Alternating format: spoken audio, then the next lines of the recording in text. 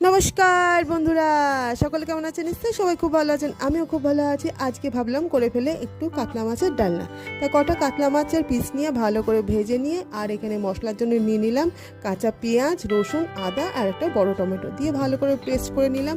আর তেলে এখানে দিয়ে দিলাম ডুমো ডুমো করে আলু কেটে ভালো করে লাল করে আলুগুলো ভেজে নিয়ে তুলে রেখে ওই তেলে জিরে তেজপাতা ফোড়ন দিয়ে কাঁচা পেঁয়াজ দিয়ে একটু ভেজে নিয়ে দিয়ে দিলাম বাটা মশলাটা যে ইয়েতে মিক্সার গ্রাইন্ডারে বেটেছিলাম সেটা ধুয়ে জল দিয়ে দিলাম, দিয়ে ভালো করে কষে নিয়ে তারপরে ভাজা আলুগুলো দিয়ে আরও একটু কষে নিয়ে গরম জল দিয়ে দিলাম তার মধ্যে।